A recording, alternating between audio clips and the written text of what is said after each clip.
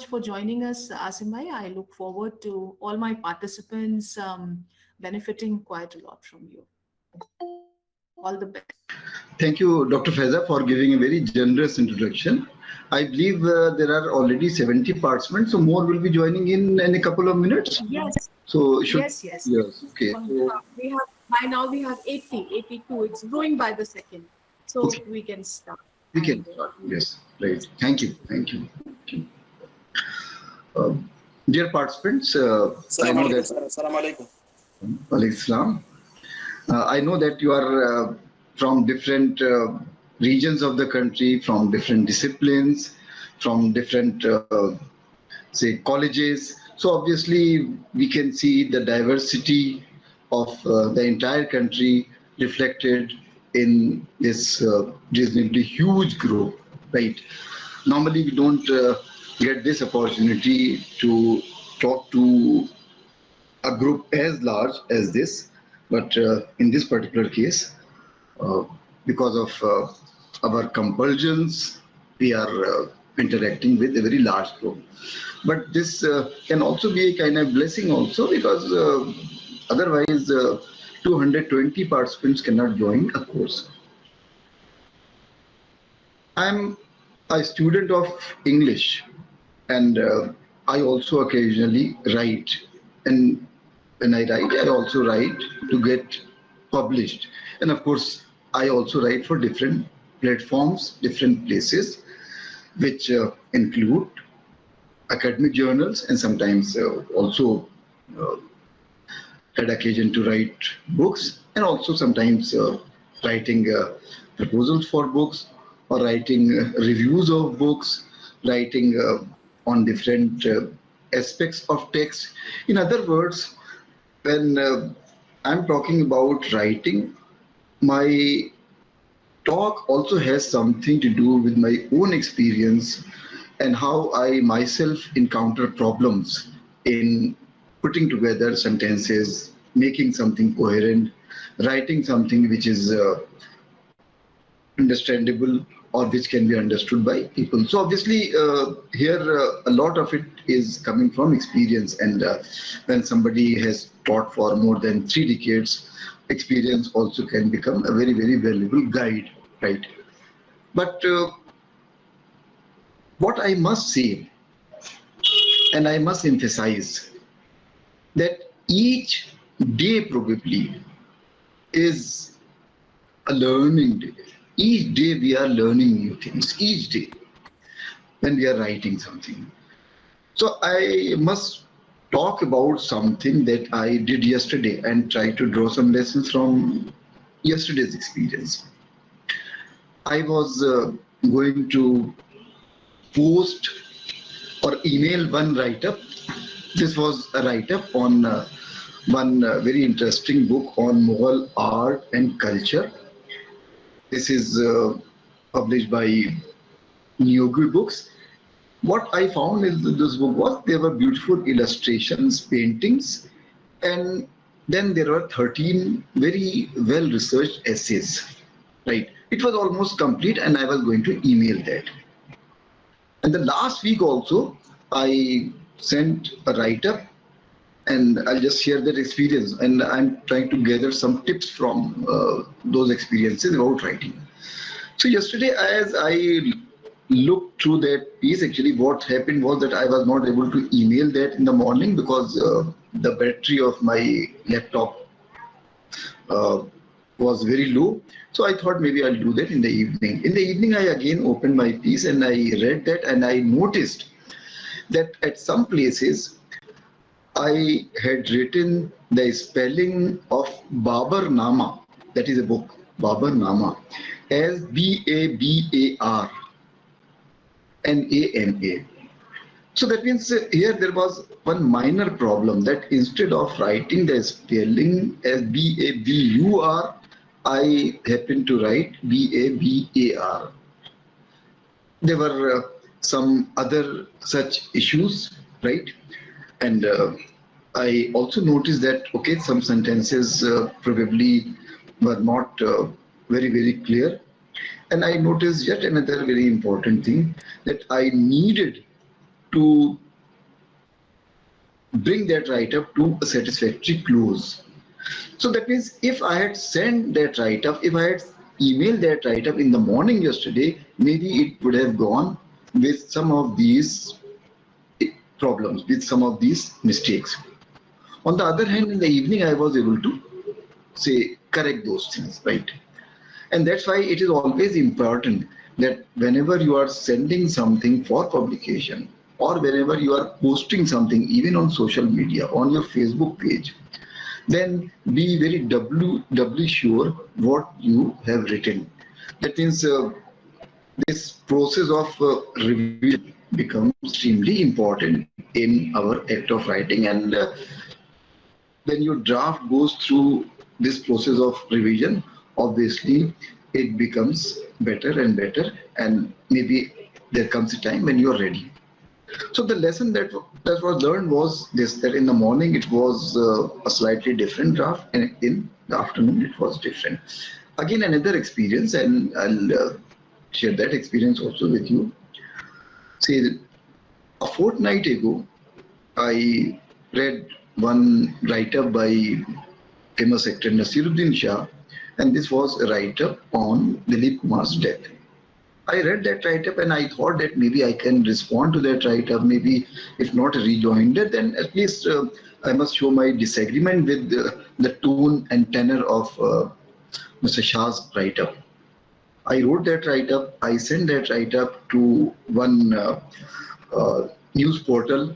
They kept that write-up for a week, and then after that they wrote to me that they cannot carry it, they cannot publish it. I sent that write-up to another portal, and they responded after 2 days saying that they are not going to use this write-up. And then I sent it to yet another.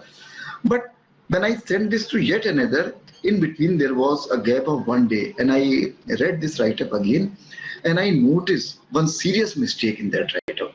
It was a very serious mistake, and it was a kind of factual error.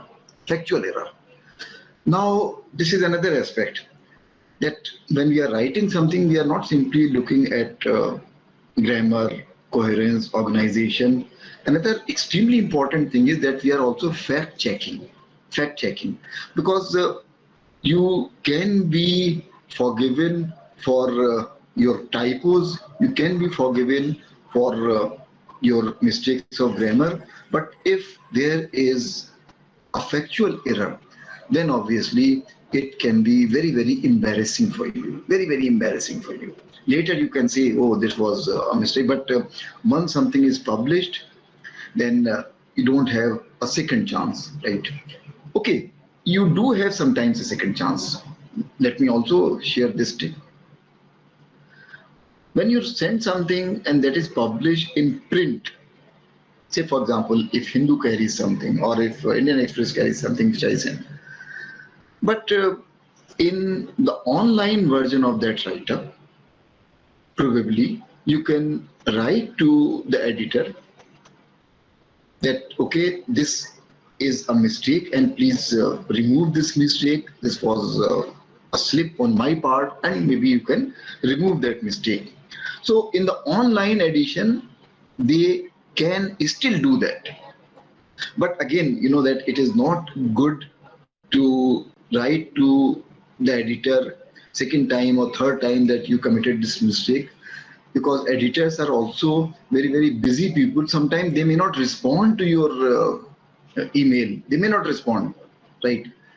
So that means here also there is this issue.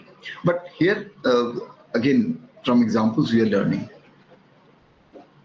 कुछ दिनों पहले एक write up था, ये अभी एक सवाल आया है चैट में कि मैं थोड़ी सी हिंदी में भी बात करता चलूँ, मेरे ख्याल से कोई हर्ज नहीं, क्योंकि हमारे बहुत से पार्टिसिपेंट्स हिंदी और उर्दू समझ सकते हैं।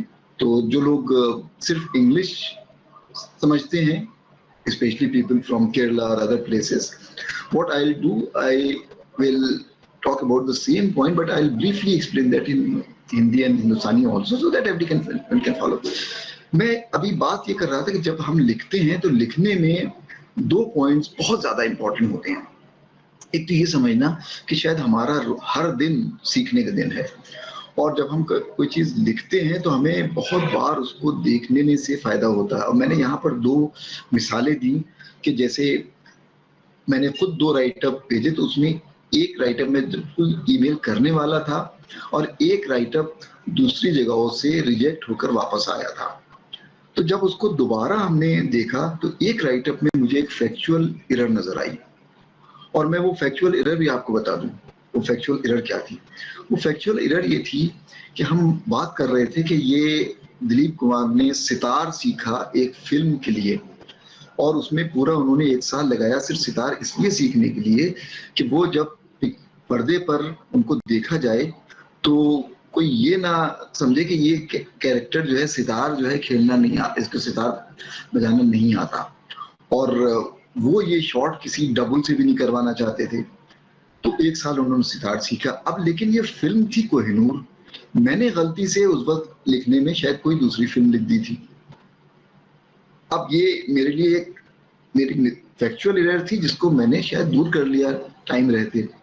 लेकिन अगर ये गलती भी हो सकती थी, और अगर मान ली ये गलती हो जाती तो अगर कोई प्रिंट के अंदर ये चीज जाती तो जाहिर है उसमें हम कोई कुछ नहीं कर सकते। लेकिन एडिटर को हम कभी कभी लिख सकते हैं अगर वो मिस्टेक आपकी ऑनलाइन कहीं किसी पोर्टल पर या ऑनलाइन वर्जन न्यूज़पेपर के वहां पर नजर आ रही है। जैसे अभी कुछ महीने पहले एक राइटअप लिखा था, ये स्क्रोल में छपा था, और उसमें मुझसे गलती से डेट 1960 लिख गई थी, डेट थी 1860।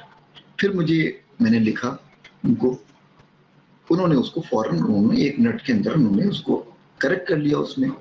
तो ये जो 2 चीजें इसमें निकल के आती हैं, एक तो ये कि जो फैक्ट चेकिंग, यानी कि कोई भी किताब लिखी जाती है उसमें फैक्ट चेकिंग बहुत इंपॉर्टेंट होती है। कोई भी राइटअप लिखा जाता है उसमें फैक्ट चेकिंग बहुत इंपॉर्टेंट होती है। और दूसरी चीज कि कोई भी जो आर्टिकल आप लिखते हैं, कोई भी चीज लिखते हैं, तो उसके अंदर जो लैंग्वेज की ऑर्गेनाइजेशन की उसको भी रिवाइज करते रहने की जरूरत है आखिर तक। और जब फाइनल प्रोडक्ट आपका आता है तो वो उसके बाद आपको मौका नहीं होता है बहुत ज्यादा। तो लेकिन एक प्रैक्टिकल टिप उसमें शामिल ये है, प्रैक्टिकल एडवाइस, कि ऑनलाइन जो चीजें हैं छपती हैं उसमें आप गलती अगर अपनी देते हैं तो आप लिख सकते हैं और वो करेक्ट हो सकती है। तो यहाँ पर there are certain important lessons to learn. मैं एक और एग्जांपल दूं, शशि थरूर की एक बहुत मशहूर किताब है वाई एम आई हिंदू। उसमें शुरू में उन्होंने ये मेंशन किया है कि इस किताब की फैक्ट चेकिंग जो है उन्होंने इनसे करवाई है। He talked about his some of his friends की फैक्ट चेकिंग इस किताब की इन्होंने की है। That means fact checking is extremely important. मैं आपको एक और एग्जांपल दूं, और इस एग्जांपल से ही हम अपनी बात को आगे बढ़ा रहे हैं कि how important fact checking can be. कुछ दिनों पहले की बात है, अभी Faiza ma'am was talking about something that we work together on। तो यहाँ पर एक क्योंकि अलीगढ़ यूनिवर्सिटी के 100 years हुए हैं अभी, Aligarh University has completed its 100 years. That means the university came into existence in 1920, and in 2020 it was celebrating its 100 years. So on that occasion, actually, we were doing a book, and this was an important book on the history of Aligarh Muslim University. So यहाँ पर इसमें I was also talking about some important alumni of the university, some important people who have made a mark. तो यहाँ एक entry लिखनी थी, वो entry थी मोहम्मद यूनुस के बारे में। मोहम्मद यूनुस यूनिवर्सिटी के ओल्ड स्टूडेंट रहे थे, तो उनके बारे में एक छोटा सा राइटअप 100 वर्ड्स का वो लिखना था। मैंने अपने एक स्टूडेंट से कहा कि जरा सा आप इसको थोड़ा सा कुछ लिख के लाइए ताकि हम इसको फिर बाद में देख लेंगे। उन्होंने फौरन वो गूगल पर गए, डेफिनेटली गूगल पर गए, उन्होंने मुझे एक चीज लिख के भेजा, एक टेक्स्ट, 100 वर्ड्स का टेक्स्ट। मैंने उसको एक नजर डाला, मुझे लगा ठीक है। लेकिन फिर बाद में उसको मैं जब छपने से पहले उसको दोबारा मैंने इसका तो बहुत बारीकी से देख रहा था, गौर से देख रहा था, तो उसके अंदर जो प्रॉब्लम नजर आई, और वो अगर प्रॉब्लम अपने आप में, if that problem had really crept into my writing, then I would not have a place to hide. What was the problem? It this 100 words write-up was written in very good English, chaste English. There was no error of grammar. There was no error of spelling. It was also perfectly organized. All sentences made perfect sense. So what was the problem? The problem was there were two Muhammad Yunus. One Muhammad Yunus came from Bihar. He was an important leader. And another Yunus came from Kashmir, right?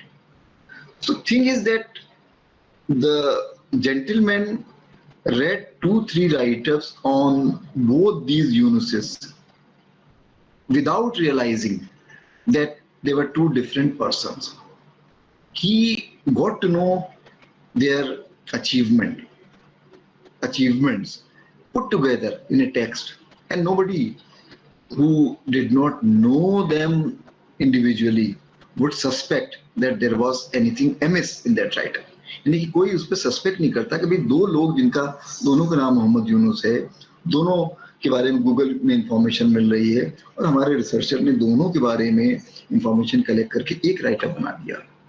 अब ये तो बहुत serious mistake है, it's an extremely serious mistake. तो यहाँ पर एक और लेसन हम लर्न कर रहे हैं। हमारा फर्स्ट अक्सर इंस्टिंक्ट होता है गूगल पर जाना, और जब हम गूगल पर जाते हैं तो हमें फौरन इंफॉर्मेशन मिल जाती है, और जब ये इंफॉर्मेशन मिल जाती है तो शायद हम बहुत खुश होते हैं और उसको हम अपने राइटअप में यूज कर लेते हैं कभी कभी, जो बेसिक इंफॉर्मेशन है। और जब उसको यूज करते हैं तो कभी कभी ये हम नहीं सोचते कि यहाँ पर हमने इसको क्रॉस चेक किया है या नहीं किया है। That means Google can tell us about people, Google can inform us, but Google does not give us this power to interpret information. That means यहाँ पर जो इंफॉर्मेशन को इंटरप्रेट करना है वो आप ही को करना है, और इंटरप्रेट करने में कोई जल्दी नहीं होनी चाहिए। उसको आप जब तक क्रॉस चेक नहीं करते हैं तब तक आपको इंफॉर्मेशन को यूज नहीं कर सकते अपनी राइटिंग में। तो यहाँ पर जो गूगल से जो चीज कल के आती है, इट हैज एवरीथिंग पॉसिबल। मैं आपको एक और एग्जांपल देता हूँ, और ये एग्जांपल बहुत कॉमन है। ये कुछ बहुत ही स्टैंडर्ड बुक्स हैं जो छपी हुई हैं, उसके अंदर भी ये इंफॉर्मेशन चली गई है। और वो इंफॉर्मेशन क्या है? ये अक्सर आता है कि अलीगढ़ के यूनिवर्सिटी के जो फर्स्ट जो ग्रेजुएट थे वो ईश्वरी प्रसाद थे। ईश्वरी प्रसाद, अब ईश्वरी प्रसाद अक्सर लिखा हुआ आता है, और ईश्वरी प्रसाद एक बहुत मशहूर हिस्टोरियन रहे हैं। तो अक्सर ये इंफॉर्मेशन भी लोग देख देते हैं कि अच्छा अलीगढ़ यूनिवर्सिटी के जो पहले वो ग्रेजुएट थे ईश्वरी प्रसाद, ये बहुत बड़े हिस्टोरियन थे। नहीं, ये दो ईश्वरी प्रसाद अलग अलग लोग थे। जो हिस्टोरियन ईश्वरी प्रसाद थे और जो अलीगढ़ यूनिवर्सिटी के जो ईश्वरी प्रसाद थे, दोनों अलग अलग लोग थे। और हिस्टोरियन जो ईश्वरी प्रसाद थे वो बाद में आते हैं, लेकिन ये इंफॉर्मेशन गूगल भी आपको यही दे रहा है जो गलत इंफॉर्मेशन है। So what are we learning from this? That writing means a lot of responsibility. When you are writing something, you also carry a lot of responsibility. You carry this responsibility of checking your facts. और आजकल जब, क्योंकि बहुत सी जो fake information जो है, which is in the air, which is everywhere, which is on many websites, right? I'm not talking about standard books. So for a researcher, it becomes extremely important to cross-check that information many times, to cross-check that information for authenticity. And of course, the second important thing is we are talking about putting something in correct language. अब ये जो चीज है कि सही language में लिखना, या उसकी एक प्रॉपर बिगिनिंग होना, या उसका एक प्रॉपर एंड होना, या उसको थोड़ा सा दिलचस्प बनाना, ये सारी चीजें जो हैं वो चाहे आप उर्दू में लिख रहे हों, चाहे आप अंग्रेजी में लिख रहे हों, चाहे आप हिंदी में लिख रहे हों, ये दोनों ही में वो चीजें जरूरी हैं, यानी कि उर्दू में भी और हिंदी में भी, इंग्लिश में भी। अभी अगर आप देखेंगे, जो उर्दू में भी बहुत से जो राइटअप्स आप देखते हैं, एक तरफ आप राइटअप देखते हैं जो शमसुर रहमान फारूकी के राइटअप, जो कि बहुत मशहूर उर्दू के क्रिटिक रहे हैं, और आप बहुत से दूसरे लोगों के राइटअप देखते हैं। तो एक जो वाजे फर्क जो है, जो एक बहुत ही obvious difference that you can see is that Farooqui is very particular about giving notes, references, right? Other scholars sometimes do a very lazy job.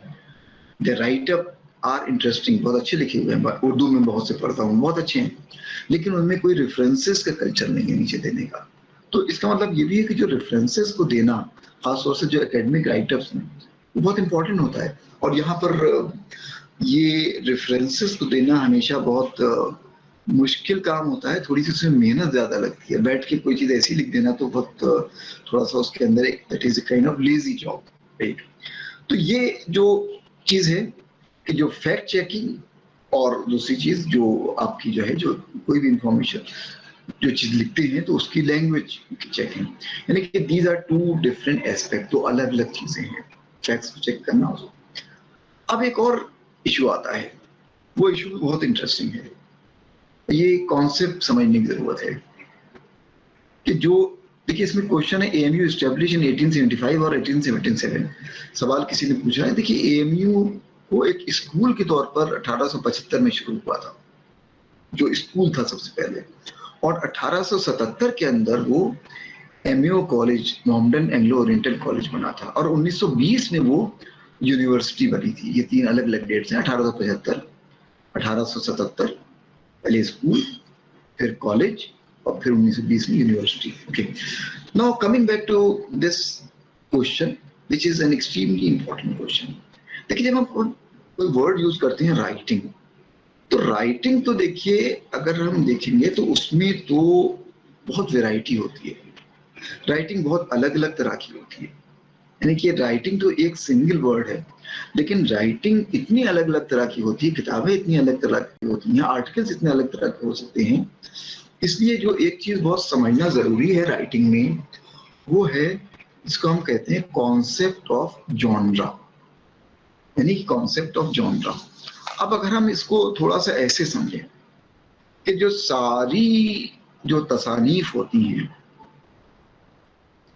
सारी जो लेखनी जो होती है हर तरह की, उस लेखनी को, उस राइटिंग को हम ये कह सकते हैं कि इसमें इसकी बहुत सी इसनाफ होती हैं, इसके बहुत से जॉनराज होते हैं, कोई एक जॉनरा नहीं है।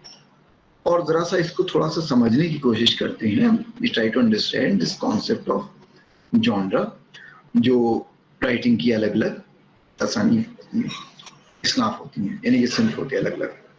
अगर हम देखें कि एक हम लकीर खींचते हैं ऐसे, उसकी आपने एक हॉरिजॉन्टल लाइन आपने खींची, एक आपके लकीर का हिस्सा है जो बिंदु है, जो वो बिल्कुल लेफ्ट पर है, एक बिल्कुल राइट पर है। अगर आप इसको ऐसे देखें तो जो लेफ्ट पर जो है, अगर हम इसको ये सोचें कि यहाँ पर जो राइटिंग है, it takes the form of a report, यानी कि रिपोर्ट राइटिंग है लेफ्ट पर। और बिल्कुल राइट पे अगर हम जाएंगे तो वो शायरी है, पोएट्री है। यानी कि on my left, on the extreme point in my left, writing can be considered report writing, and on the right, writing is essentially a form of a poem, यानी कि जो कोई भी नज्म हो, गजल हो, कविता हो, पोएम हो, राइट? तो दोनों का अगर हम देखेंगे, जो रिपोर्ट है इस एंड पर, what is the most important thing about a report? The most important thing about a report is that it is based on facts. So that means whenever you are writing a report, whether you are writing a report for a newspaper or you are writing a report on, say, things in your विभाग, in your department, कि कौन कौन सी चीजें हैं, कौन कौन से courses हैं, क्या क्या चीजें हैं। तो ये एक तरह की रिपोर्ट है, और रिपोर्ट राइटिंग में फैक्ट्स इंपॉर्टेंट होते हैं, और उसमें शायद ओपिनियन भी इतनी इंपॉर्टेंट नहीं होती है। अगर हम इसको देखेंगे तो कोई जो फ्रंट पेज होता है न्यूज़पेपर का, something which is on the front page. Usually front page of the newspaper carries reports which are based on facts. And that's why the first important sentence, there is usually the first important sentence in a report, and that sentence is extremely important. It tells you that there was an accident near Ghaziabad in the wee hours of Thursday, killing 10 persons. अब एक sentence के अंदर, पहले ही sentence में उसमें सारी चीजें आ गई कि क्या था, एक्सीडेंट था। एक्सीडेंट किस तरह से क्या हुआ कि 10% डाइड, फैक्ट। एक्सीडेंट क्या था, फैक्ट। कहाँ, where, near Ghaziabad, fact. When, Thursday morning. यानी कि ये जो सारे क्वेश्चंस हैं, WH क्वेश्चंस इसको हम कहते हैं कि साहब what, where, when,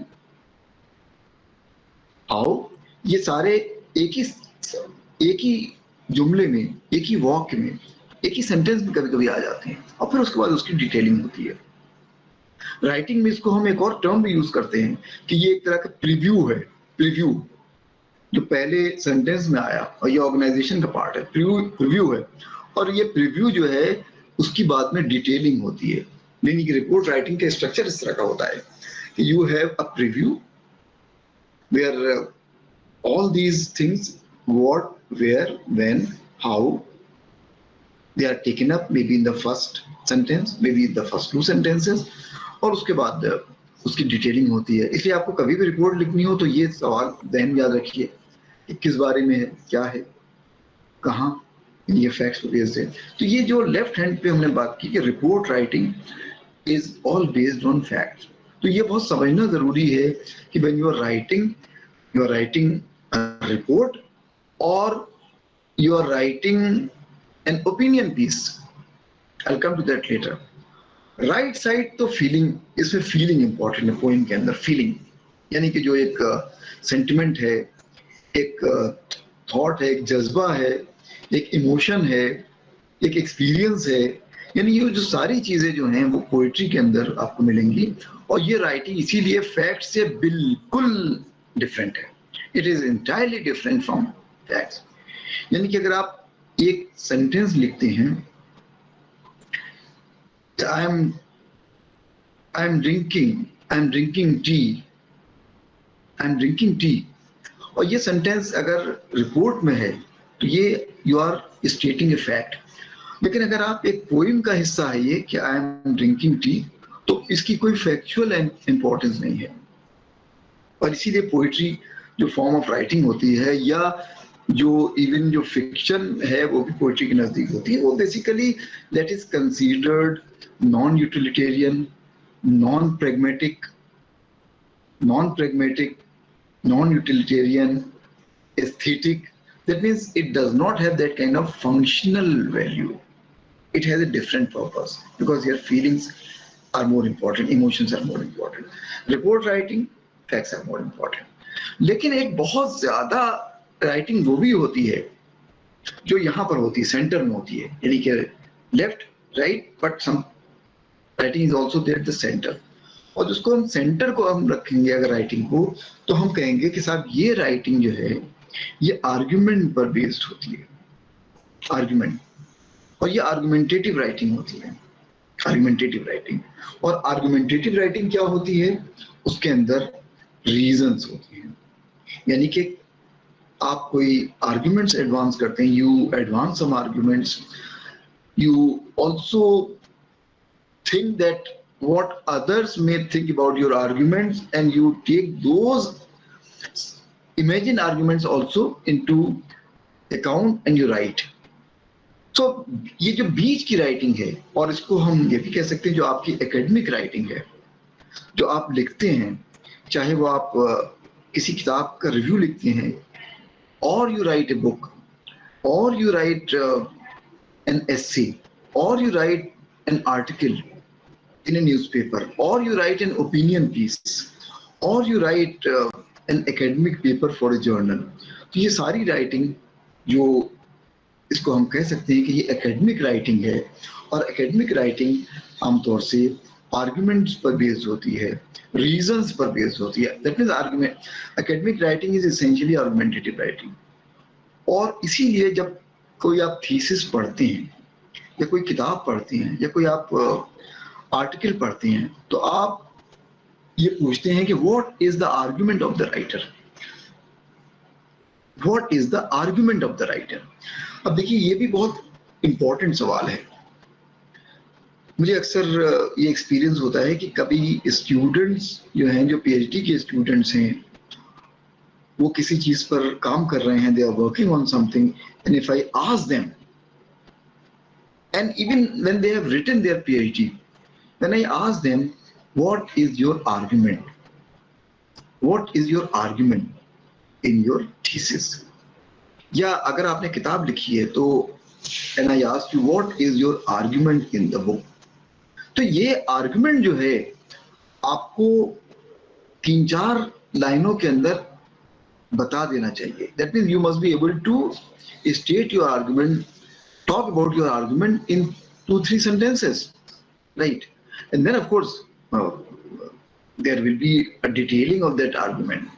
You look at that argument from different perspectives. इसीलिए थीसिस के लिए एक और वर्ड भी यूज करते हैं किसी किताब के बारे में भी, कि what is the main thesis of the writer.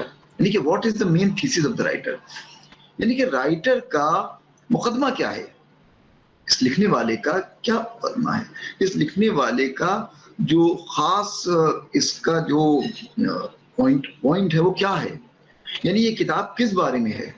तो वो 3 सेंटेंसेस में आप बता सकते हैं और इसको बताया भी जा सकता है. मैं आपको यहाँ पर थोड़ी सी इसको मिसाल देकर समझाना चाहता हूँ.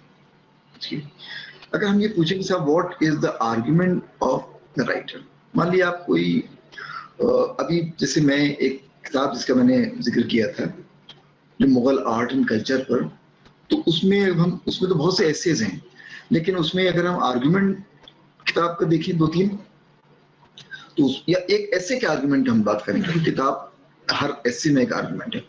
तो एक एसे के अंदर आर्गुमेंट था कि जो मुगल्स, सफविद और ऑटोमन एम्पायर के बीच में पेंटर्स के अंदर और राइटर्स में, पेंटर्स में, तमाम जो आर्टिस्ट थे उनके बीच में ट्रेवल की वजह से इंटरेक्शन भी था. और ये समझना सही नहीं होगा कि ये सारे जो एम्पायर्स थी इनके बीच में आपस में कोई इंटरेक्शन नहीं था.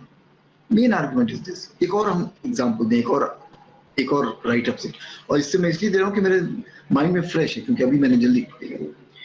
एक और राइट अप ये था कि जो बहुत से टेक्स्ट, बहुत सी पेंटिंग्स हुआ करती थी उस टाइम, यानी कि जो एक ईरानी बहुत क्लासिक थी शाहनामा, उसकी बहुत सी पेंटिंग्स थी. और उसी तरह से जो मुगल पीरियड की भी जैसे जो पेंटिंग्स थी, यानी कि जो बाबर नामा एक टेक्स्ट था या जहांगीर नामा एक टेक्स्ट था या अकबर नामा जो टेक्स्ट था, ये इनकी सबकी जो बायोग्राफीज थी. तो ये इसमें एक प्रोसेस ये शुरू होती है कि उस टेक्स्ट के अंदर कुछ डिटेल्स हैं, कोई एपिसोड है, कोई इवेंट डिस्क्राइब किया गया है. अब उस इवेंट एपिसोड को लेकर कोई पेंटर जो है पेंटिंग बनाता है जिसको शायद उसके अंदर वो सारी चीजें शामिल हैं. That means there is the text and there is a painting which tries to illustrate that text, right, illustrate that text. What is the main argument of the writer? The main argument of the writer is that there is often a gap between what the text says and what the painting shows. That means the painter has not followed the text blindly, but the painter has also tried to give his own interpretation to the events.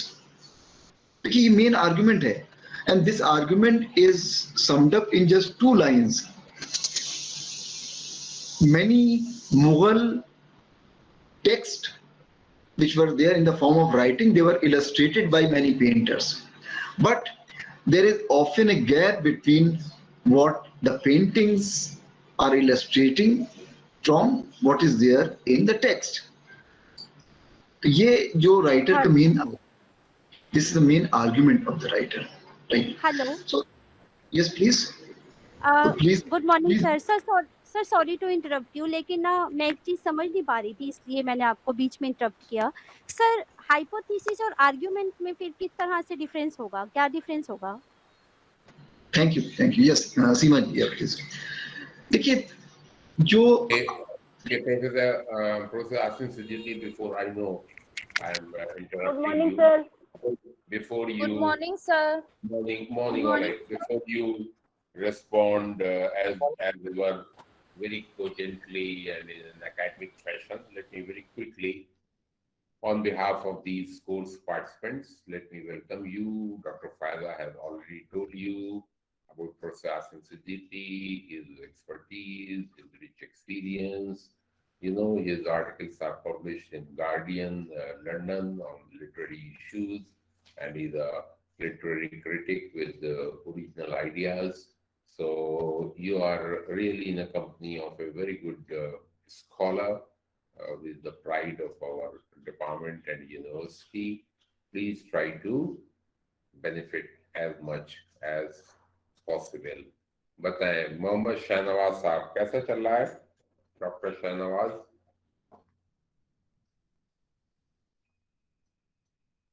Shahnawaz, आपका mic on नहीं है. अच्छा, आप बताएं. Doctor Sunil को, या शाहनवाज साहब बताएं.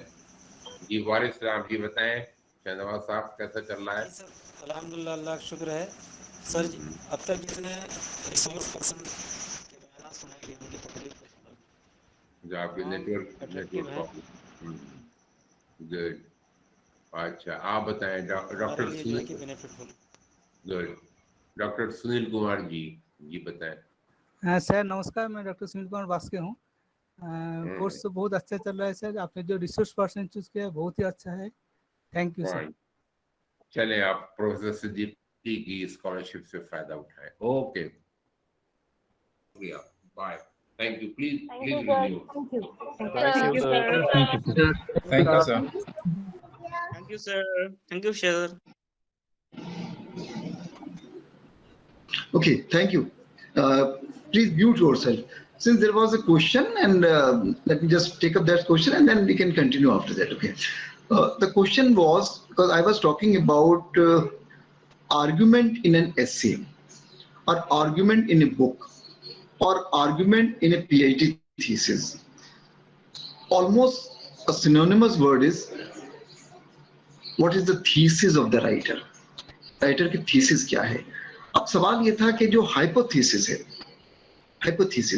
तो देखिए hypothesis basically वो होती है कि जब आप कोई किसी रिसर्च वर्क पर या किसी किताब पर या किसी आर्टिकल पर या खासतौर से जो साइंसेज में आप पहले एक कोई आइडिया लेते हैं और आप ये सोचते हैं कि शायद ये ऐसा है, फिर जब आप उस पर वर्क करते हैं तो ये हो सकता है कि वो आइडिया अपने आप में जो आपको डेटा मिलता है या आपको जो इंफॉर्मेशन मिलती है उसकी बेसिस पर आपको हो सकता है अपनी हाइपोथेसिस को थोड़ा सा रिवाइज करना पड़े. यानी कि जिस स्टार्टिंग पॉइंट से आप चले थे शायद उसमें तब्दीली आ जाए. That means you will have a different position. और ऐसा भी हो सकता है कि जो आप आइडिया लेकर चले, that idea is rejected by you completely. Standing there.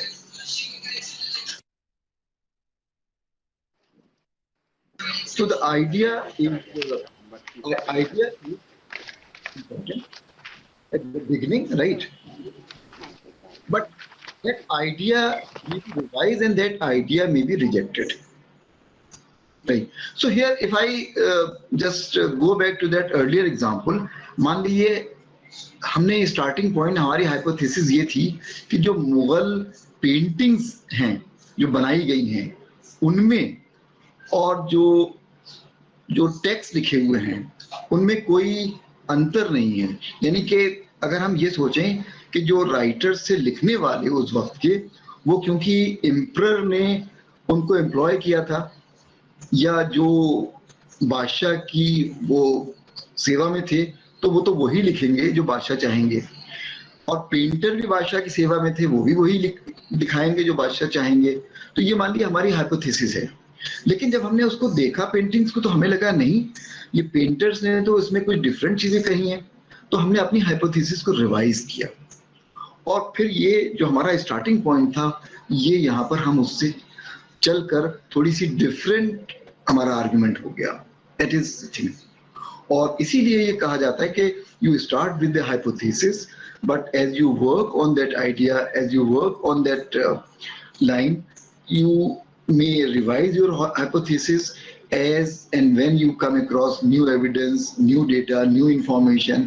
And if you feel that that new data, new information cannot support your hypothesis, then that hypothesis can be completely rejected, but rather entirely new things comes out in your write-up.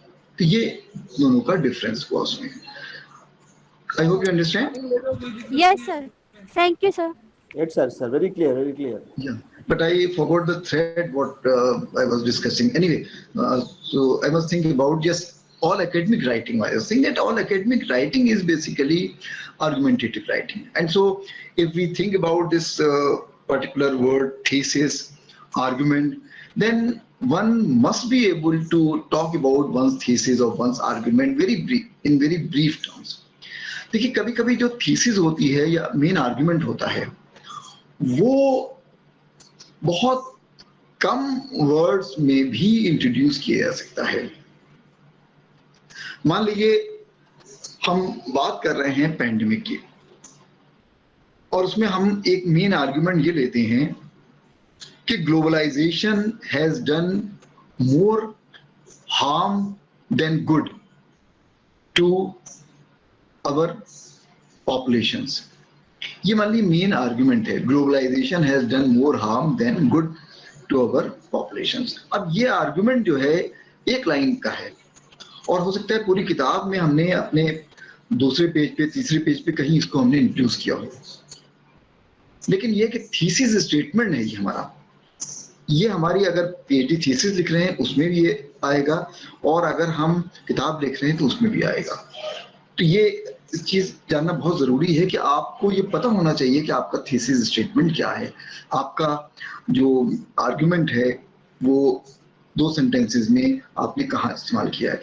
एक personal experience में एक tip आपको दूं, ये भी एक कि जब आप देखते होंगे कभी कभी बहुत सी आप किताबें पढ़ते हैं, व्हेन यू रीड बुक्स, तो उसमें राइटर कभी कभी बहुत से दूसरी किताबों का रेफरेंस देता है। The writer quotes number of books, he refers number of books, और आपने अक्सर देखा होगा कि वो, यानी कि मैं ये कह सकता हूँ एक्सपीरियंस की बेसिस पर कि शायद 60% केसेस में अक्सर जो दूसरी किताबों के रेफरेंसेस होते हैं वो कभी कभी उस किताब के शुरू के पेजेस से होते हैं। यानी कि अगर कोई किताब है 400 पेज की और मैंने अपने राइटअप में उसका रेफरेंस दिया है, तो कभी कभी वो रेफरेंस उस किताब के प्रीफेस का या उस किताब के इंट्रोडक्शन का या उस किताब के कंक्लूजन में से कुछ होता है। और उसकी रीजन क्या है? क्योंकि कोई भी राइटर जो किताब लिखता है वो अपना जो मेन आर्गुमेंट है वो या तो प्रीफेस में या उसके इंट्रोडक्शन में जरूर इंट्रोड्यूस कर देता है। और जब हम कोई एकेडमिक किताब लिख रहे हैं और हम बहुत सी किताबों का हवाला दे रहे हैं, तो हमारे लिए शायद दूसरी जो किताबें हैं उनको पूरा पढ़ना उतना जरूरी नहीं होता है, लेकिन उन किताबों की जिस क्या है, उन किताबों में आर्गुमेंट क्या है, उन किताबों के अंदर जो मेन थेसिस है वो क्या है, तो वो शायद हम शुरू का इंट्रोडक्शन पढ़कर भी हमें कभी कभी पता चल जाता है। इसीलिए जब हम किताबों के अंदर कोटेशन देते हैं तो वो शुरू के जो उसके पेजेस होते हैं उससे होते हैं। तो ये एक इम्पॉर्टेंट चीज है। अच्छा, किताब के बारे में भी मैं आपको इसमें चलता चलूं कि जो मेन आर्गुमेंट है वो किसी राइटअप के अंदर जो है वही कभी कभी मेन आर्गुमेंट किताब के फॉर्म में एक्सपेंड किया जा सकता है। यानी कि बहुत सी किताबें हैं, बुक्स हैं, उनका सफर शुरू कैसे होता है, कभी कभी एक छोटे से आर्टिकल से, एक राइटअप से, एक एस्से से, और फिर वो एस्से एक्सपेंड होकर ज्यादा बड़े स्केल पर आकर किताब की फॉर्म ले सकता है। इसलिए आप ये चीज जरूर सोच सकते हैं कि आप लोगों ने बहुत से एसेज लिखे होंगे, एसेज एकेडमिक राइटअप्स आपने लिखे होंगे, और आप उनको देखकर ये अंदाजा लगा सकते हैं कि इसमें से कौन से एसेज या कौन सा एसे ऐसा है जो शायद आप पूरी किताब के अंदर उसको एक्सपेंड कर सकते हैं। यानी कि आपने जो कुछ कहा है 5000 वर्ड्स में, उसको शायद वो किताब की फॉर्म भी ले सकता है, right? So that means this was an important point. So when we talk about these three very important elements in writing, where on one extreme we have report writing, which is based on facts. On the other extreme we have a poem, where emotions may be important, but in between there is a vast category जिससे हम रोज 2-4 होते हैं. That means the kind of writing that we are doing in our academic setup. Writing essays, writing reviews, writing books, writing articles, right? So there the writing is usually argumentative writing. और इसीलिए कहते हैं कि जो report writing है उसके अंदर जो सब्जेक्ट है उसको कन्फाइन किया जाता है. That means subject is confined in report writing. और वो है जो पोएम जो है उसको एक तरह से उसके अंदर एक्सपेंशन होता है. यानी कि जो अगर हम देखें रिपोर्ट राइटिंग में लैटिन के अंदर अगर हम इसको कहेंगे कि साहब इसको वापस ला, और मेटाफर जो होता है, जो मेटाफर बहुत ज्यादा इंपॉर्टेंट होता है जो फीलिंग में या पोएम में, उसमें होता है कि सिरे से बाहर दूर तक किसी चीज को ले जाना, फैलाना. तब एक छोटा सा लफ्ज कोई हो सकता है लेकिन उसके मीनिंग्स इतने हो सकते हैं, और कोई एक मीनिंग नहीं हो सकता क्योंकि मीनिंग उसका फैल रहा है. अब एक और जो चीज जो बहुत इंपॉर्टेंट है राइटिंग में, किसी भी तरह के राइटिंग में, ये आप कह सकते हैं कि साहब राइटिंग एक तरह की टेक्नोलॉजी है जिसको हम सीखते हैं. यानी कि जो एक तरह की स्किल्स होती है, एक तरह की जो क्राफ्ट में स्किल चाहिए होती है. जैसे कारपेंटर को जो है अपनी जिस तरह की चीजों को वो जिसको वो निखारता है, और जो एक पॉटर जो है, जो एक कुम्हार जो है जो अपने बर्तन को निखारता है, तो राइटिंग भी एक ऐसी चीज है, वो भी जितना आप उसके ऊपर वर्क करते हैं, जितनी आप उस पर मेहनत करते हैं, जितना आप उसको टाइम देते हैं, ज्यादातर केसेस में ये बात सही है. देखिए कुछ लोग बहुत गिफ्टेड हो सकते हैं, हम उनकी बात नहीं कर रहे हैं. बहुत गिफ्टेड हो सकते हैं, वो एक बार में जो चीज लिखते हैं वो शायद बहुत ही, उसके अंदर कहीं कॉमा फुल स्टॉप लगाने की जरूरत नहीं होती है, बहुत अच्छे हो सकते हैं. तो शायद हम उनकी बात नहीं कर रहे हैं, हम बात कर रहे हैं जो मेरे जैसे लोग हैं जो कोई चीज लिखते हैं तो लगातार इनको सीखना पड़ता है. तो ये जो बेसिक चीज है कि जो राइटिंग है एक तरह की टेक्नोलॉजी है, और उसमें जो बहुत सी जो आर्ट है लिखने की वो आप धीरे धीरे सीखते हैं. और इसी तरह से जो एक बहुत इम्पोर्टेंट जो चीज है उसमें कि जो अगर राइटिंग जॉनरा बेस्ड है, और मैं ये कहता हूँ कि सारी जो राइटिंग है वो एक तरह से सिंफ पर बेस्ड है, यानी कि जॉनरा पर बेस्ड है. कि अगर एक रिपोर्ट का जॉनरा है, एक पोइम का जॉनरा है, एक एसे का जॉनरा है, एक जॉनरा आप कहिए कि साहब ऑबिचुरी कैसे लिखी जाती है वो एक पर्टिकुलर जॉनरा है, बोर्ड ऑफ स्टडीज के मिनट्स कैसे लिखे जाते हैं वो भी एक जॉनरा है, राइट. यानी कि जॉनरा जो है, या अगर आप ये देखते हैं कि एसे जो है वो भी जॉनरा है. तो जो तमाम जॉनराज हैं, तो जब आप शायरी राइटिंग को जब हम देखते हैं कि बहुत हद तक वो जॉनरा पर बेस्ड होती है, तब हमारे लिए ये बहुत जरूरी होता है कि जब लिखते वक्त ये जानना कि अगर हम जो चीज लिख रहे हैं इसको और लोगों ने कैसे लिखा है और ये चीज कैसे लिखी जाती रही है. How has this particular thing has been written. मैं आपको 2 एग्जांपल देता हूँ, फिर पर्सनल एग्जांपल है. मान लीजिए अगर आप हिंदू अखबार पढ़ते हैं और उसका अगर आप देखते हैं जो ओपन पेज पे कभी कभी जो संडे को या और दिन कभी कभी राइट अप आता है, तो आप देखते हैं कि साहब अच्छा, आप सोचते हैं कि आप उसमें लिखें, लेकिन आपके लिए जानना जरूरी है कि उसके कम से कम आप 20 राइटअप उसमें से निकाल कर पढ़ें कि ये चीज कैसे लिखी जाती है। इसी तरह से जब आप कभी कभी आप कोई जर्नल के अंदर आर्टिकल भेजते हैं, वो आर्टिकल आपका रिजेक्ट होकर आता है, तो आपको वहां पर कुछ अपने आप से सवाल करने चाहिए, और सवाल आपको ये करना चाहिए कि भाई इसके अंदर क्या चीज थी जिसकी वजह से ये रिजेक्ट हुआ।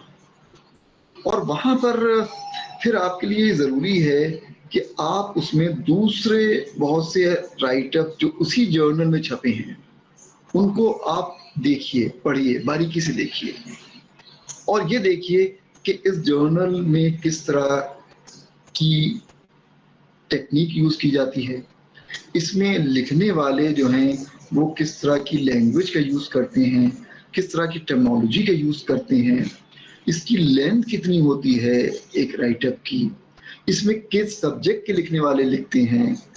तो ये जो तमाम चीजें, हो सकता है कि आपने अपना जो राइटअप है वो गलत जर्नल में भेज दिया, आपको भेजना था ए में, भेज दिया आपने बी में।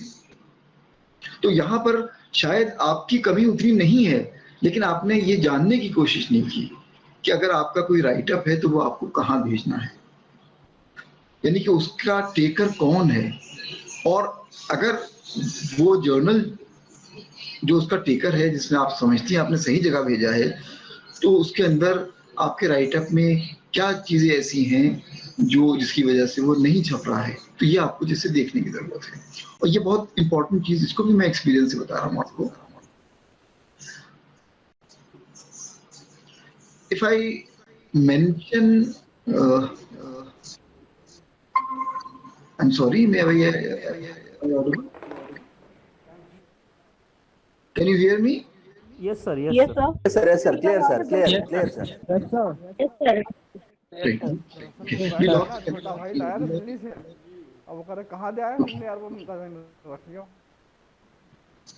Okay. Our main question was that if we have sent a write-up, then we must know that it is the proper place to send our write-up. And the experience is, I sent years ago one write-up to Scroll.in. They wrote back to me that they cannot carry that write-up. I asked them why.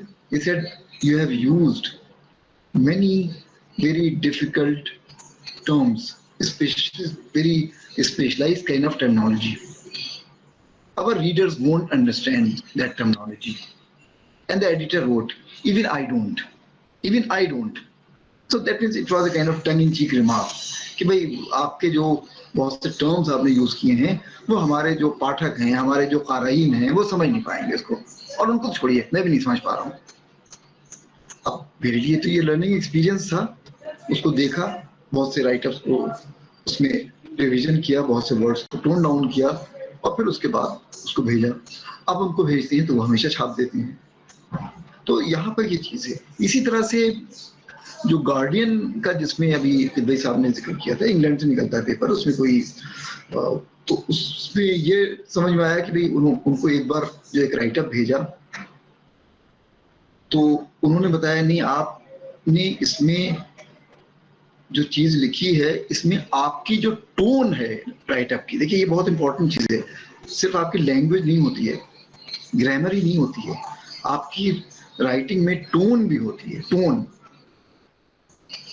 तो उनका जो comment आया editor का, उनका comment था कि आपकी tone इसके अंदर बहुत ज्यादा रिस्पेक्टफुल है, यानी कि जिसके बारे में आप लिख रहे हैं उनके बारे में आपकी टोन जो है कुछ जरूरत से ज्यादा ही आप उनका आदर कर रहे हैं। इतना आदर जो है आप क्यों कर रहे हैं? अब हम इंडियंस की, हम लोगों की एक ये हमारे कल्चर का पार्ट है कि भाई अपने से बड़े हैं यानी टीचर्स हैं, तो हम उनका कभी कभी उनके बारे में बात करते हैं तो बहुत हम इज्जत से बात करते हैं। लेकिन वेस्टर्न वर्ल्ड में तो भाई फर्स्ट नेम से लोगों को बुलाते हैं।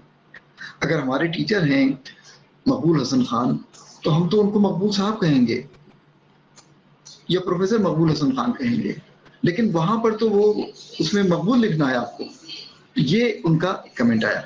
तब फिर मैंने उसको दोबारा लिखा, उसको इनफॉर्मल बनाया, उसको अनौपचारिक बनाया, इनफॉर्मल अनौपचारिक। तब इत्तेफाक से जवाब ये आया कि अब तो आप बिल्कुल दूसरे एक्सट्रीम पे चले गए, यानी लग रहा है आप तो बहुत हंसी मजाक कर रहे हैं उनसे। तो यहाँ पर टोन जो है बदल गई या कुछ ज्यादा बदल गई। तीसरे अटेम्प्ट में वो सही आ गया, छप गया। तो ये जो टोन है एक्चुअली आपकी राइटअप की, लैंग्वेज की, चाहे आप उर्दू लिख रहे हैं, चाहे आप अंग्रेजी लिख रहे हैं, चाहे आप, तो अभी अगर हम आपके लिए एक बहुत अच्छा एग्जाम्पल है, अभी जो जिसको नसीरुद्दीन शाह का जो राइटअप था दिलीप कुमार के बारे में, उससे बहुत से लोग एग्री या डिसएग्री कर सकते हैं उसमें, लेकिन अगर मुझे उसकी टोन, खासतौर से मुझे उसकी जो है वो उतनी अच्छी नहीं लग रही थी टोन। तो एक टोन जो होता है आपके राइटअप में, तो ये टोन जो है ये किस तरह से आती है ये भी आपको देखना है। और आप जिस तरह की लैंग्वेज यूज करते हैं उससे उसके अंदर एक टोन आती है। टोन आपके राइटअप की सैटिरिकल भी हो सकती है, आयरोनिकल भी हो सकती है, टोन जो है ओवर सीरियस भी हो सकती है, ठीक है। तो ये टोन इंपॉर्टेंट, और इसीलिए आप देखते हैं जब एकेडमिक राइटअप्स जो होते हैं उनकी टोन फॉर्मल होती है, या एकेडमिक बुक्स जो होती हैं उनकी भी टोन काफी हद तक फॉर्मल होती है। अब एक एग्जांपल लीजिए, कुछ किताबें जैसे जो एकेडमिक प्रेसेस छापती हैं, एकेडमिक प्रेसेस का फर्क आप जानिए। मान लीजिए ऑक्सफोर्ड यूनिवर्सिटी प्रेस है, तो ये एकेडमिक प्रेस है, कैम्ब्रिज यूनिवर्सिटी प्रेस है, ये एकेडमिक प्रेस है। या बहुत सी जो प्रेसेस हैं अमेरिका के अंदर, Yale university press, Boston university press, university of Oklahoma press, और ये चीज शायद अमेरिकन यूनिवर्सिटीज ही के बारे में है कि वहाँ की जितनी भी यूनिवर्सिटीज हैं, ज्यादातर यूनिवर्सिटीज की जो प्रेसेस हैं वो एकेडमिक बुक्स छापती हैं। लेकिन अगर हम दूसरा पब्लिशर देखें, पेंगुइन, रूपा, या तमाम जो बहुत से पब्लिशर है मार्केट में, हार्पर कॉलिंस, राइट, ब्लूमबरी, सारी, तो ये जो दूसरी बहुत सी किताबें छापते हैं इनको हम कहते हैं ट्रेड बुक्स। ट्रेड बुक्स वो होती हैं जो जनरल ऑडियंस के लिए होती हैं, सबके लिए होती हैं। यानी कि जो एकेडमिक किताब है वो तो उसका एक एकेडमिक रीडर होता है जो उसी सब्जेक्ट का पढ़ने वाला होता है। ट्रेड बुक ये होती है कि जो हो सकता है कि हिस्ट्री के सब्जेक्ट पर हो, it could be on English literature, it could be on Agha Shahid Ali, it could be on Shakespeare, it could be on any aspect of history, but it also has a general reader in mind. And when it has a general reader in mind, that means it can be sold in the market, it can be sold at the airport, it can be sold at the railway station. You will find a copy of that book at different places. तो इसीलिए जो, और इनको ये बिकती ज्यादा है, पढ़ी ज्यादा जाती है, ज्यादा लोग उसको पढ़ते हैं, लेकिन इनकी टोन फिर ऐसी होती है जो थोड़ी उतनी फॉर्मल नहीं होती है। इसके अंदर जो वोकेबलरी होती है वो उतनी फॉर्मल नहीं होती। इसके अंदर जो बहुत ज्यादा हैवी रेफरेंसेस नहीं होंगे, यानी कि कम से काम चल जाए। तो that means in your writing it is not simply grammar, it is also the tone, जो कि बहुत इंपॉर्टेंट है। अभी हम किसी की ऑबिचुरी लिख रहे हैं, फॉर एग्जाम्पल किसी की डेथ होती है, तो डेथ ऑबिचुरी ऐसी लिखते हैं कि हमारी टोन ऐसी है मजाक उड़ाने वाली, तो शायद हम सारी चीजें सही लिख रहे हैं लेकिन टोन की वजह से गलती हो सकती है। तो ये जो पॉइंट है समझने का कि जो आप राइटिंग में जॉनरा समझना बहुत जरूरी है, उसके अंदर ये समझना बहुत जरूरी है कि कौन सी चीज जिसके बारे में हम लिख रहे हैं इसको कैसे लिखा जाता रहा है। यानी कि अगर हम ऑबिचुरी लिख रहे हैं तो ऑबिचुरी कैसे लिखी गई है, अगर हम कोई एकेडमिक ऐसे लिख रहे हैं तो ये एकेडमिक ऐसे कैसे लिखा जाता रहा है, इसकी क्या फॉर्म है, क्या तरीका है।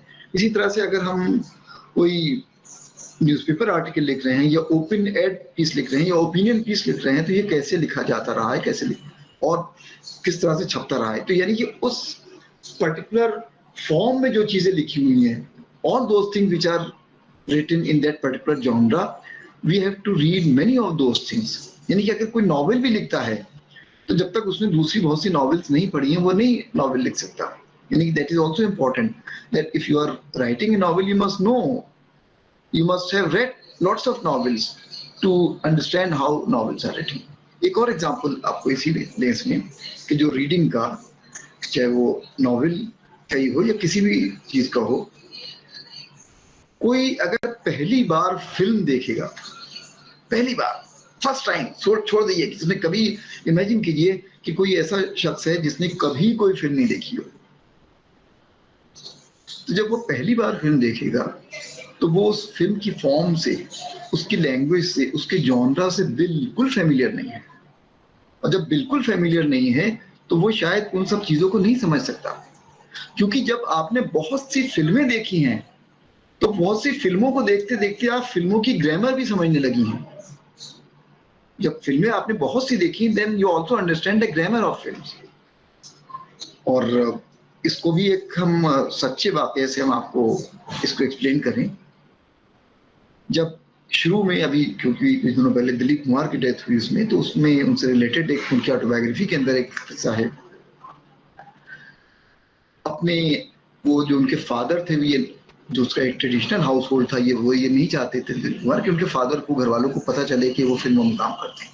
लेकिन बहरहाल थोड़े दिनों बाद ये था कि भाई उनके जो दोस्त थे राज कपूर के जो फादर थे, उनका ये मजाक भी उड़ाते थे उनके फादर दिलीप कुमार कि भाई तुम्हारे तो बच्चे फिल्मों में काम करते हैं. खैर एक दिन उन्होंने एक पोस्टर देखा एक फिल्म का, कहा भाई देव के घर, उनका भाई देखो जाके देखो जरा, तुम्हारा लड़का भी है फिल्मों में काम कर रहा है, जिसका जो तुम मेरे बारे में. अब यहाँ पर जो वो पहली जो फिल्म थी, उनके फादर ने जाकर, दिलीप कुमार के फादर ने सिनेमा हॉल में देखी. फिल्म थी मेला, उसमें नरगिस और दिलीप कुमार दोनों थे. बाद में उनके फादर ने उनको बुलाया, उनका भाई देखो तुमने, मतलब ठीक है वहां पर मैं आया हूँ देखकर, और तुम मुझे साफ साफ बता दो, वो जो लड़की जो है जिसके पीछे तुम इतना दौड़ रहे थे, उसके लिए तुम मुझे सच सच बता दो और हम उससे तुम्हारी शादी करवा देंगे. मुझे सच सच बता दो, मुझे कोई इसमें एतराज नहीं है. अब उनको ये एक्सप्लेन करना पड़ा दिलीप कुमार को कि भाई वो तो एक फिल्म थी, उसकी कहानी थी, उसका हकीकत से कोई ताल्लुक नहीं था. लेकिन क्योंकि उनके फादर पहली बार कोई फिल्म देख रहे थे तो उस फिल्म की ग्रामर से वो फेमिलियर नहीं थे. बहुत से हॉलीवुड फिल्मों के भी एग्जाम्पल आए हैं कि जब शुरू में पहली फिल्म कोई देखने के लिए गया, उसके अंदर ट्रेन की सीटी बजी या ट्रेन आई पर्दे पर, तो लोग हॉल छोड़कर भाग गए डर के, क्योंकि they were not familiar with the grammar of films. तो ये जब फिल्म के बारे में सच है, उसी तरह से ये राइटिंग के बारे में भी उसी तरह से सच है कि अगर हमें कोई एसे लिखना है तो जब तक हमने बहुत से एसेज नहीं पढ़े होंगे तो हम उसकी फॉर्म से फेमिलियर नहीं होंगे. इसलिए रीडिंग बहुत इंपॉर्टेंट होती है राइटिंग में. अगर हमें कोई किसी के बारे में कोई ताज़ियती जो मकाला लिखना है, तब हमें बहुत से ताज़ियती मकाले हमारे पढ़े हुए हों. यानी कि अगर किसी को हमें ऑबिचरी लिखनी हो तो बहुत सी ऑबिचरीज हमारी पढ़ी हुई होना चाहिए. आप अक्सर देखते हैं, और ये आप एग्जाम्पल के तौर पर देख सकते हैं कि बहुत से पढ़े लिखे लोग कभी कभी वो होते हैं बैठे हुए हैं और कोई उनके साथ का कोई किसान है या गांव का कोई आदमी है, वो कह रहा है कि आप तो पीएचडी कर रहे हो बबुआ, जरा सा एक हमारे लिए एक जो है तुम एक पत्र लिख दो तहसीलदार के लिए, और हमारी जमीन का ये मसला है, जरा लिख दो. अब जो बाबूजी पीएचडी कर रहे हैं, उन्होंने मिल्टन तो शेक्सपियर तो पढ़ा, लेकिन कभी ये चीज नहीं सीखी. अब उनसे पत्र नहीं लिखा जा रहा है. या आप ये भी सोच सकते हैं कि कभी कभी आप ही को अगर अपने विभाग में you have to write a letter to the building department कि भाई जो आपका कमरा है उसके जो डोर स्टॉपर हैं या उसके फर्श आपका खराब हो गया है और उसका पेंट झड़ गया है या उसकी दीवारें से पानी बह रहा है. अब आप सोचते हैं इसके बारे में लेटर लिखें, लेकिन आपको तो उसके बारे में कुछ अंदाजा नहीं हो रहा है, कौन से लफ्ज यूज करें, कौन से वर्ड्स यूज करें, कैसे सेंटेंस बनाएं. तो यहाँ पर क्योंकि आप उसके जॉनरा से फेमिलियर नहीं है कि कैसे कंप्लेंट लिखी जाती है, कैसे एप्लीकेशन लिखी जाती है, कैसे लेटर लिखा जाता है, लेटर की अलग फॉर्म है, वो एक अलग जॉनरा है एक. इसीलिए आप बहुत से लेटर पढ़िए. अगर आपको बोर्ड ऑफ स्टडीज के मिनट्स लिखने की कह दिया जाए कि write the minutes of board of studies, then you must be able to write how to write minutes of board studies, तो आपके जो एकेडमिक ऐसे है वहां पर वो काम नहीं आएगा। तो सिर्फ ग्रामर का इशू नहीं है, यहाँ पर इशू ये भी है कि हर राइटिंग का एक जॉनरा होता है, और अगर आपने वो जॉनरा नहीं देखा है, इसलिए मेरा ये पर्सनल एक्सपीरियंस है, मेरा personal, I must connect this to, battery is running low, just 1 second.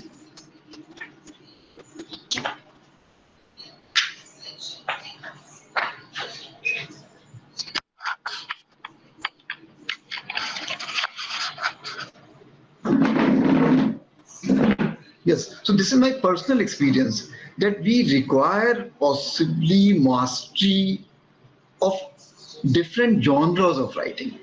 अगर हम अपने आप को एक कंप्लीट एकेडमिक के तौर पर देखते हैं तो हमें जो अलग अलग जॉनरास हैं, और वो जॉनरास की आपको नॉलेज कहाँ से होती है, उसको पढ़कर होती है।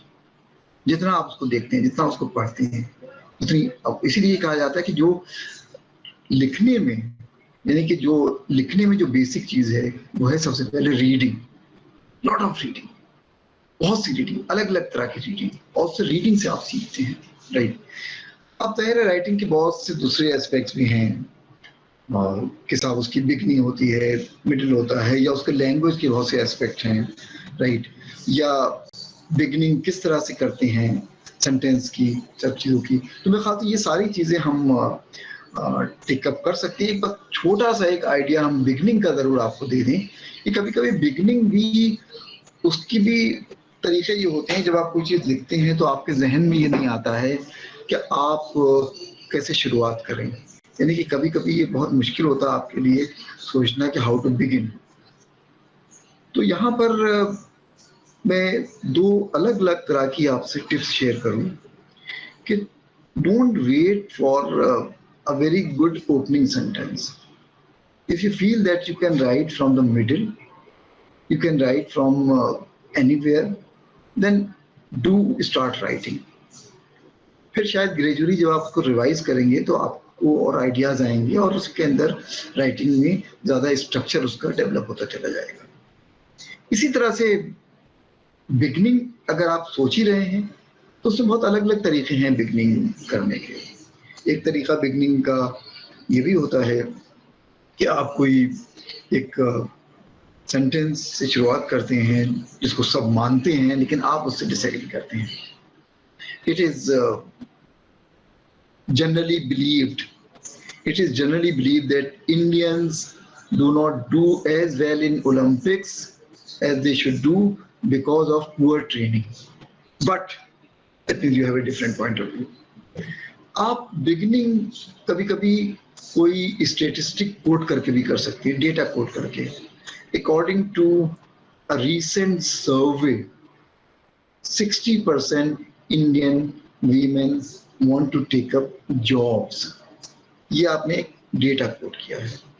बिगिनिंग कभी कभी कुछ एनेक्डोटल भी होती है। एनेक्डोटल मीन्स कोई आप किस्सा, कोई कहानी, कोई छोटा सा वाकया, कोई इवेंट, उसको आप डिस्क्राइब करते हैं, और वो भी जैसे बिगनिंग हो सकती है, राइट।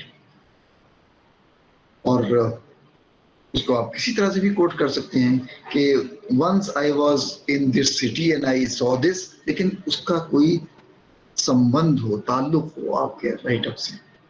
तो ये अलग अलग तरह से आप कह सकते हैं।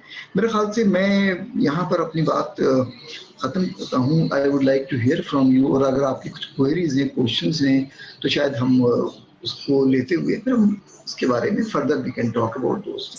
Sir I have a question. Lakshmi Shah sir. Sir, while doing a book review, should it be focused only on the highlighting parts of the book or of the author, or on my own evaluation? You know, sometimes what happens, we only focus on our own evaluation rather than the highlighting parts, or vice versa. So what should we, what is the main focusing area? This is the question. Actually, both things are important.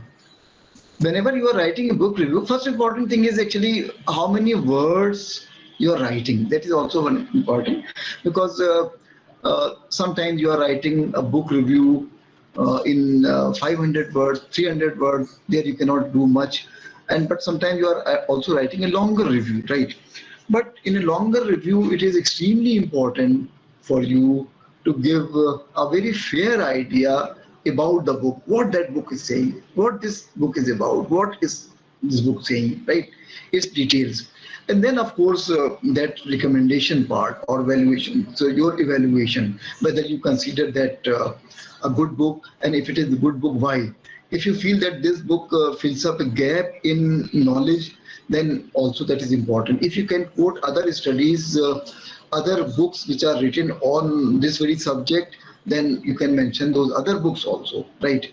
And if you feel that there are some areas in this book which need improvement or which could have been mentioned by the writer, then you can mention that also. That is part of evaluation, right? So that means extremely important thing is that you do write about what is there in the book. अब हम आपको जैसे example ही दें आपको, अभी कुछ दिनों पहले जैसे अच्छा फिर मुझे पर्सनली मैं आपको बताऊं, आप अगर आप if you ask me personally, कभी कभी बहुत सी किताबें मेरे पास आती हैं रिव्यू के लिए या कुछ लोग कहते हैं उसमें, तो मुझे थोड़ा सा बहुत नेगेटिव रिव्यू लिखना वो मैं शायद अंदर से मुझे गवारा नहीं होता है। एंड द रीजन इज कि एक दो रीजंस हैं उसके। एक तो ये है कि जब कभी भी हम कोई किताब पढ़ते हैं तो उसको हमें थोड़ा सारा we should try to read that book with sympathy, और दूसरी चीज होती है उस किताब को जब हम पढ़ते हैं तो we should try to enter the shoes of the writer, यानी कि वो राइटर अगर कोई बात कह रहा है तो उसके पीछे रीजन क्या है। एग्रीमेंट और disagreement is a different thing, लेकिन ट्रैशिंग अ बुक, अगर हमें ट्रैश बिल्कुल करना हो तो शायद हम लिखेंगे नहीं उसमें, लेकिन ये कि डिसएग्रीमेंट तो हम आप जरूर शो करेंगे, और आप जरूर शो कीजिए कुछ पॉइंट से, और उसको आप आर्गुमेंट के थ्रू कुछ और स्टडीज जो उसके बारे में हैं या कुछ और व्यूज जो उसके बारे में हैं जो राइटर ने रीटेकअप किए हैं, तो उसको आप जरूर मेंशन कीजिए उसमें। तो ये जो बेसिक चीज ये है कि बुक को डिस्क्राइब जरूर कर दो। जैसे अभी कुछ दिनों पहले एक किताब थी, छोटी सी किताब है, कोई बहुत ज्यादा एकेडमिक किताब नहीं है, कोई एक मीर तकी मीर पर एक किताब थी, इंग्लिश में थी, पेंगुइन ने छापा था इसको। Penguin published this book on Mir Taqi Mir, and I was reviewing this book, which is also available on Scroll. उसमें there was also translation of many ghazals, translation of many ghazals of Mir. अब जब वो translation उसमें था तो मुझे उसमें ये मैंने एक नेगेटिव सेंटेंस थोड़ा सा ये लिखा, जरूर लिखा उसमें, कि जब हम कोई गजल देखते हैं, और मेरे ख्याल से आपने गजल लिखी हुई हिंदी में, उर्दू में, पंजाबी में और दूसरी लैंग्वेजेस में जरूर देखी होगी, लिखी हुई गजल जरूर देखी होगी आपने, है ना। आप इमेजिन कीजिए आपके साथ में एक टेक्स्ट है, तो वो गजल किस तरह की होती है, उसमें 2 लाइन का एक कपलेट होगा, फिर थोड़ा सा स्पेस होगा, फिर 2 लाइनें होंगी, फिर स्पेस होगा, फिर 2 लाइनें होंगी। अब इसमें जो ट्रांसलेशन था जो कपलेट का, तो उसमें ट्रांसलेशन में जो एक लाइन है जो पहली वाली, यानी गजल में जो कपलेट है, शेर जो है उसके अगर 2 लाइनें हैं तो 2 लाइनों का जो उसके अंदर ट्रांसलेशन है वो पूरा 7-8 लाइनों में चल रहा है। तो अब ये जो है कि हमारे माइंड में भी एक पिक्चर होती है गजल की, क्योंकि गजल ऐसी होती है, उसका एक देखने में ये स्ट्रक्चर होता है, it has a visual structure, and somehow this visual structure is not captured by this translation, where instead of 1 line you have 5 lines, instead of 2 lines you have 10 lines. So yeah, that means this was my evaluation, right? But if I write that this book reads well, this book can be read by an ordinary reader with profit, he'll get lot of information. तो ये भी देखिए, these are also modes of evaluation. जैसे thesis में भी modes of evaluation होते हैं। आप कभी किसी थीसिस पर रिपोर्ट लिखते हैं तो देखिए थीसिस पर आप नंबर नहीं देते हैं, ज्यादातर different universities you do not award marks on a thesis. MPhil में तो होता है कभी कभी, लेकिन पीएचडी थीसिस में you don't award marks, you don't say that this thesis carries 90 marks out of 100, no. वहां पर जो आपके सेंटेंसेस जो होते हैं actually they are modes of evaluation. अगर आप कभी कभी ये लिखते हैं कि this thesis has this problem, this thesis has this problem, this writer has not used this material properly, writer has not documented his sources, he commits some errors of grammar. Still, if I talk about my reservations, they are minor in nature, and I say that okay, when he tries to get this thesis published, he should try to remove all these mistakes, and I accept. तो यहाँ पर आपने थोड़ा सा generous होकर, थोड़ा सा उदार होकर आपने अवॉइड कर दी आपको उसमें। लेकिन अगर आप ये सेंटेंस लिखती हैं कि ये थीसिस तो इतनी अच्छी है, it is so good that it can be publish in its present form, तो ये अल्टीमेट तारीफ है, और शायद इतनी अच्छी थीसिस कोई होती नहीं है। इसलिए जब कभी भी ये सेंटेंस आप लिखें कि thesis is so good that it can be publish in its present form, तो ये अल्टीमेट प्रेज है। तो इवेल्युएशन डिस्क्रिप्शन के साथ शामिल है, और बुक रिव्यू में भी you do describe what this book is about and also what is your view of the book. और वो आपका व्यू कभी कभी अलग से नहीं आता है, वो आपके सेंटेंसेस में ही शामिल होता है। जैसे आप लिखते हैं कि दिस बुक ब्यूटीफुली डिस्क्राइब्स, तो ये ब्यूटीफुली डिस्क्राइब, ये सेंटेंस के अंदर इवैल्यूएशन शामिल है। और this book adequately covers all possible aspects of the subject. तो ये एडिक्वेटली कवर्स, यहाँ पर भी हमने तारीफ की है, लेकिन ब्यूटीफुली में ज्यादा तारीफ करी है। या हम लिखते हैं कि साहब in an outstanding way this book tries to argue this case, और ज्यादा तारीफ की है। तो कभी कभी ये जो आपके वर्ड्स हैं, वोकेबुलरी है, वो जब आप यूज करते हैं तो आपको कुछ बहुत अलग से नहीं करना होता, उसी में इवैल्यूएशन शामिल है। सर जी,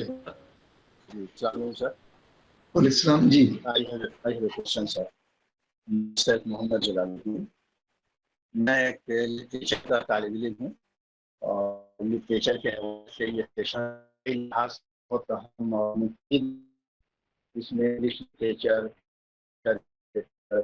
तमाम खूबसूरती कवर किया गया।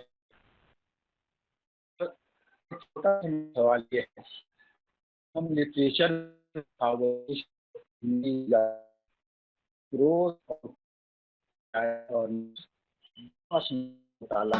जलालुद्दीन साहब, मैं आपको इंटरप्ट कर रहा हूँ कि आपकी आवाज ब्रेक हो रही है, मैं समझ नहीं पा रहा हूँ। अगर आप उसमें चैट बॉक्स में अपना सवाल लिख दें, और आप सवाल उर्दू, अंग्रेजी, हिंदी किसी जबान में भी लिख सकती हैं। आवाज अब क्लियर हो रही है? आप लोग बताइए, आपको क्लियर लग रहा है? No, it's breaking. Jalaluddin sir, it's breaking. Sir voice break हो रहा है सर।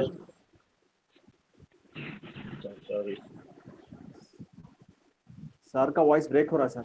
जी देखिए, एक सवाल आया, हम उसको जल्दी से इसको ले लें। अच्छा सवाल है, उन्होंने लिखा है, और सबके लिए काम का है कि बोर्ड ऑफ स्टडीज के मिनट्स कैसे लिखते हैं, बोर्ड ऑफ स्टडीज के मिनट्स कैसे लिखते हैं। अब इसको हम बहुत जल्दी से अगर हम बताएं कि देखिए, बोर्ड ऑफ स्टडीज एक फॉर्मल मीटिंग होती है, और बोर्ड ऑफ स्टडीज के अंदर कुछ फैसले लिए जाते हैं, लेकिन बोर्ड ऑफ स्टडीज के अंदर इस बात की भी पॉसिबिलिटी है कि बहुत सी बकवास होने लगे।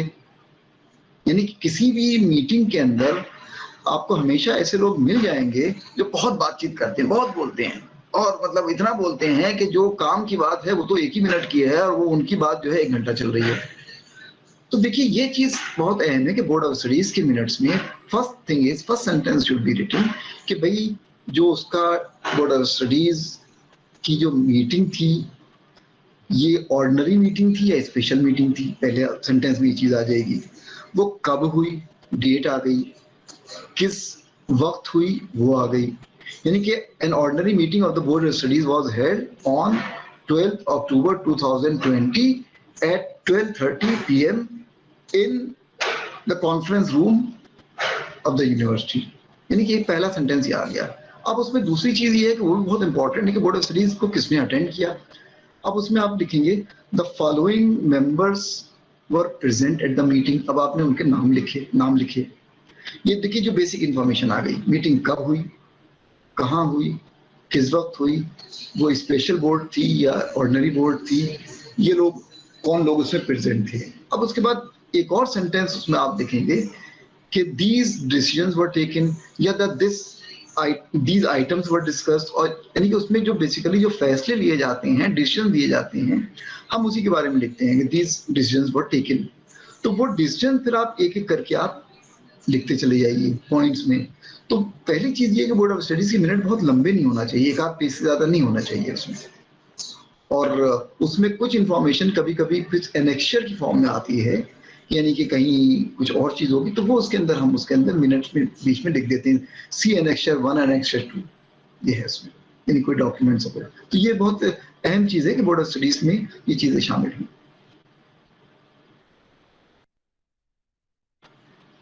Any other question? Yes. Excuse me, sir. Good afternoon, sir. Yes. In my college, generally, I am in charge of the YRC or NCC. So, please, can you say about the YRC report or NCC का report? कैसे बनाएंगे, कुछ idea दे सकते हैं, sir? जी जरूर। देखिए ये you are talking, अपने आप म्यूट कर लीजिए, म्यूट। ये देखिए आप अपना जो जिसकी बारे में बात कर रहे हैं एनसीसी की, ज़ाहिर है एनसीसी का बेसिक फंक्शन होता है, बहुत से प्रोग्राम्स करवाती हैं, उसके अलग अलग जगह प्रोग्राम्स करवाती हैं उसमें। तो जो रिपोर्ट इसमें तो है, आपकी तो पूरी रिपोर्ट जो है वो फैक्ट बेस्ड होगी, पूरी रिपोर्ट फैक्ट बेस्ड होगी कि for example in this year you organize these programs, इस प्रोग्राम के अंदर in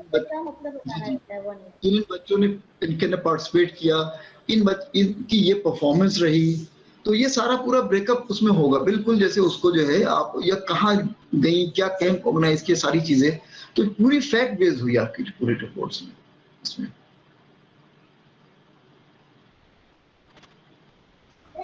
thank you, sir.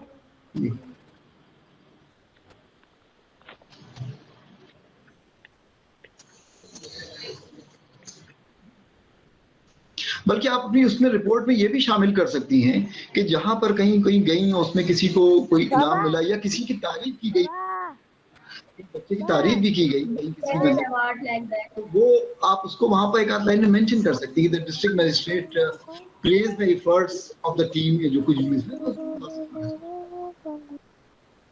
Sir, it's me, Lakshmi. Sir, suppose I want to write something, I want to write an article on Aurobindo's education system or the policy of education, as I'm from philosophy department. So, sir, here also we have to take care of the genre, what you talked about. Actually, I just read a question in the chat box. Can you quickly repeat? Oh, okay, thank you.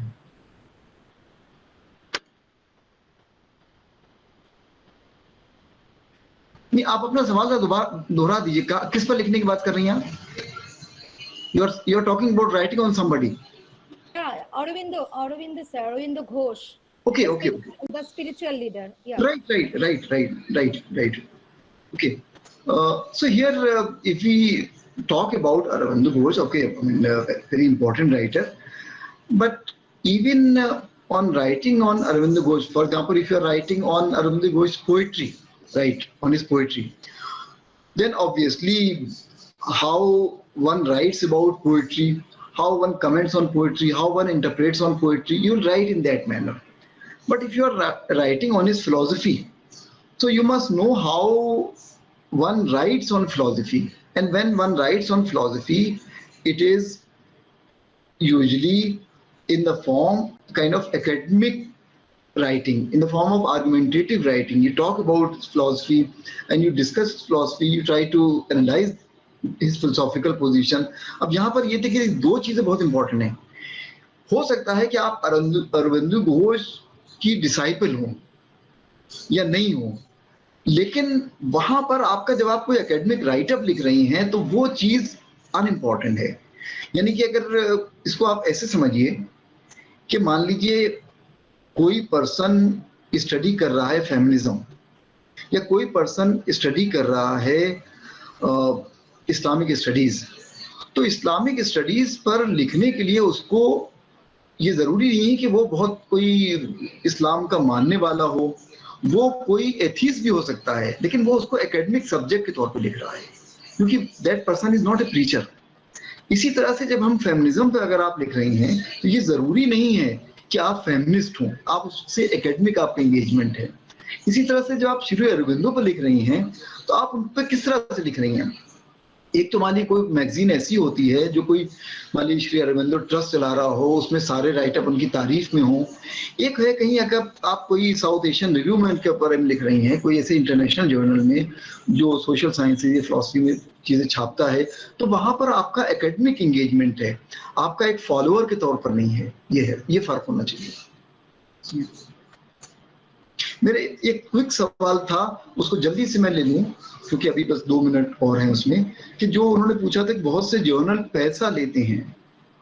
तो देखिए आजकल आप उससे होशियार रहिए जो आपसे journal पैसा लेकर राइटअप छापते हैं, और उसके अंदर बहुत मतलब आप होशियार रहिए। और आजकल ये बहुत ज़रूरी है आपके लिए ये डिस्टिंक्शन क्रिएट करना कि भाई ऐसे बहुत से जर्नल हैं जो मतलब इस सिचुएशन का फ़ायदा उठा रहे हैं कि भाई आपको पब्लिकेशन की ज़रूरत है और आप छापिए।